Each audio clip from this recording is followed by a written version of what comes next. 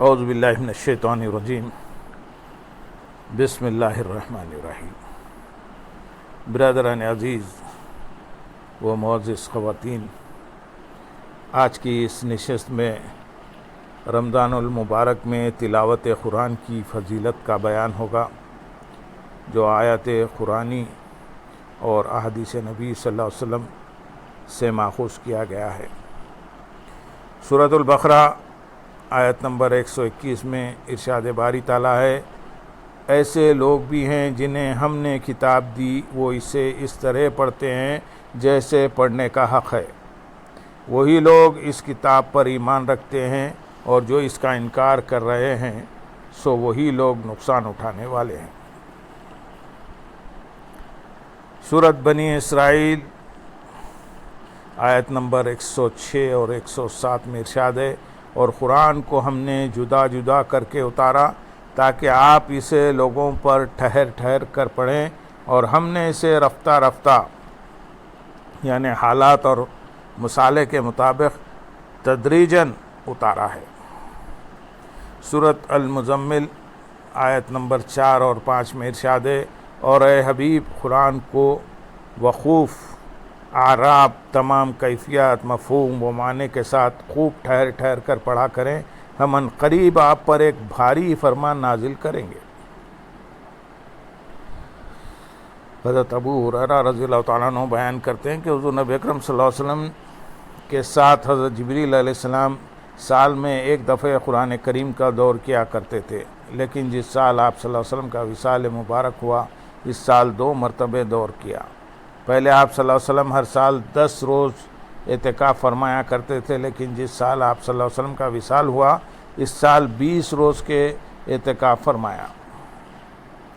اس حدیث کو امام بخاری، ابو داؤد اور نسائی نے روایت کیا ہے۔ حضرت عبداللہ بن عباس رضی اللہ تعالیٰ عنہ بیان کرتے ہیں کہ حضور نبی اکرم صلی اللہ علیہ وسلم خیرات کرنے میں تمام لوگوں سے زیادہ سخی تھے، اور رمضان المبارک کے مہینے میں تو آپ صلی اللہ علیہ وسلم کے دریائے سخاوت کے اندر طغیانی آ جاتی۔ حضرت جبریل علیہ السلام ماہ رمضان المبارک کی ہر رات آخر ماہ تک حاضر خدمت ہوتے رہتے، کیونکہ رسول اللہ صلی اللہ علیہ وسلم ان کے ساتھ قرآن کریم کا دور فرمایا کرتے تھے۔ جب حضرت جبریل علیہ السلام حاضر ہوتے تو آپ صدقہ و خیرات کرنے میں تیز چلنے والی ہوا سے بھی زیادہ سخی ہو جاتے تھے۔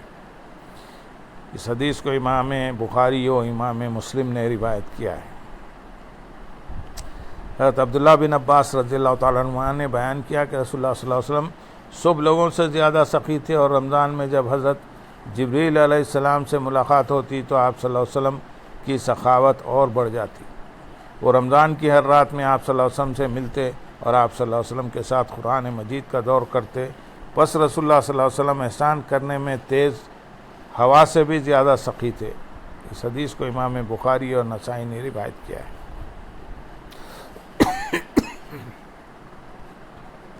حضرت عائشہ صدیقہ رضی اللہ تعالیٰ عنہ فرماتی ہیں کہ حضرت فاطمہ الزہرا رضی اللہ تعالیٰ عنہ تشریف لائیں، اور ان کا چلنا ہو بہو حضور نبی اکرم صلی اللہ علیہ وسلم کے چلنے جیسا تھا۔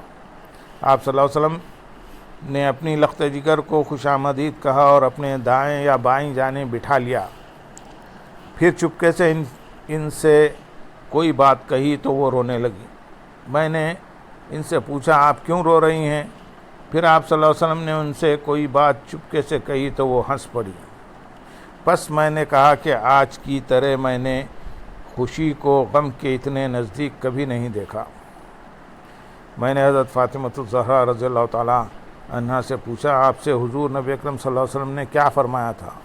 انہوں نے جواب دیا، میں رسول اللہ صلی اللہ علیہ وسلم کے راز کو ظاہر نہیں کر سکتی۔ جب حضور نبی اکرم صلی اللہ علیہ وسلم کا وصال ہو گیا تو میں نے ان سے اس بارے میں پھر پوچھا تو انہوں نے جواب دیا، آپ صلی اللہ علیہ وسلم نے مجھ سے یہ سرگوشی کی تھی کہ جبریل علیہ السلام ہر سال میرے ساتھ قرآن مجید کا ایک بار دور کیا کرتے تھے، لیکن اس سال 2 مرتبہ دور کیا ہے۔ میرا خیال یہی ہے کہ میرا وقت وصال آ پہنچا ہے، اور بے شک میرے گھر والوں میں سے تم ہو جو سب سے پہلے مجھ سے ملوگی۔ اس بات نے مجھے رلا دیا۔ پھر آپ صلی اللہ علیہ وسلم نے فرمایا، کیا تم اس بات پر راضی نہیں کہ تم تمام جنتی عورتوں کی سردار ہو یا تمام مسلمان عورتوں کی سردار ہو، تو اس بات پر میں ہنس پڑی۔ اس حدیث کو امام بخاری اور امام مسلم نے روایت کیا ہے۔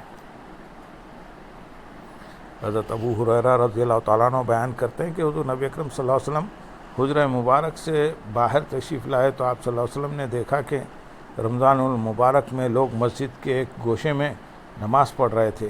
آپ صلی اللہ علیہ وسلم نے دریافت فرمایا یہ کون ہیں؟ عرض کیا گیا یہ وہ لوگ ہیں جنہیں قرآن پاک یاد نہیں۔ حضرت ابی بن کعب نماز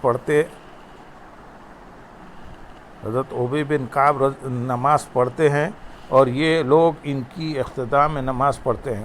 تو حضور نبی اکرم صلی اللہ علیہ وسلم نے فرمایا انہوں نے درست کیا اور کتنا ہی اچھا عمل ہے جو انہوں نے کیا۔ اس حدیث کو امام ابو داؤد، ابن خزیمہ، ابن حبان اور بہقی نے روایت کیا ہے۔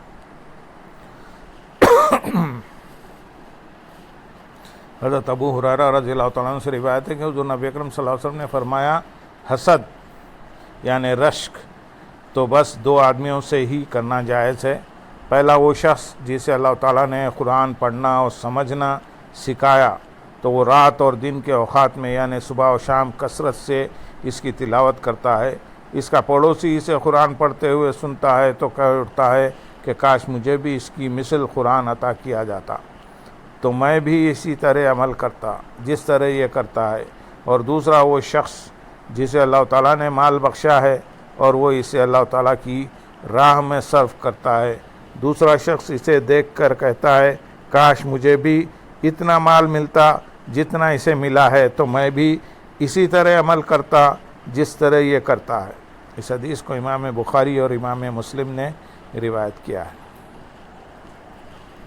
حضرت عبداللہ بن عمر رضی اللہ تعالیٰ عنہ بیان کرتے ہیں کہ رسول اللہ صلی اللہ علیہ وسلم نے فرمایا روزہ اور قرآن بندے کے لیے قیامت کے دن شفاعت کریں گے۔ روزہ کہے گا اے میرے رب میں نے اسے کھانے پینے اور خواہش نفس سے روکے رکھا لہذا اس کے لیے اپنی شفاعت قبول فرما۔ اور قرآن کہے گا اے میرے رب میں نے اسے رات کے وقت نیند سے روکے رکھا اور قیام اللیل میں مجھے پڑھتا یا سنتا رہا لہذا اس کے حق میں میری شفاعت قبول فرما۔ رسول اللہ صلی اللہ علیہ وسلم نے فرمایا دونوں کی شفاعت قبول کر لی جائے گی۔ اس حدیث کو امام احمد، طبرانی اور حاکم نے روایت کیا ہے۔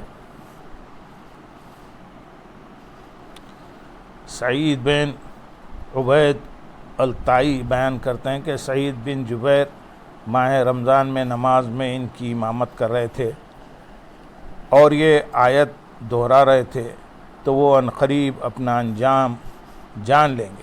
جب ان کی گردنوں میں طوق اور زنجیریں ہوں گی، وہ گھسیٹے جا رہے ہوں گے کھولتے ہوئے پانی میں، پھر آگ میں ایندھن کے طور پر جھونک دیے جائیں گے۔ اس حدیث کو امام ابن ابی شیبہ نے روایت کیا ہے۔ حضرت ابو عوانہ سے مروی ہے، انہوں نے فرمایا کہ میں حضرت قتادہ رضی اللہ تعالیٰ عنہ کی خدمت میں حاضر ہوا، وہ رمضان المبارک میں لوگوں کو قرآن حکیم کا درس دیتے تھے۔ اسے امام ابن جعد نے روایت کیا ہے۔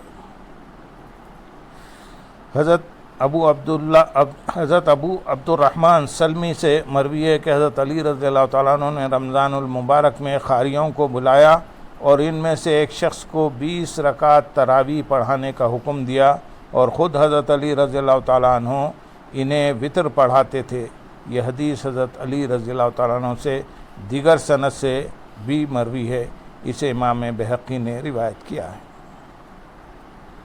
اللہم صلی علی سیدنا محمد وعلی آل سیدنا محمد وبارک وسلم وآخر دعوانا ان الحمد للہ رب العالمین۔ سبحان ربک رب العزت عما یصفون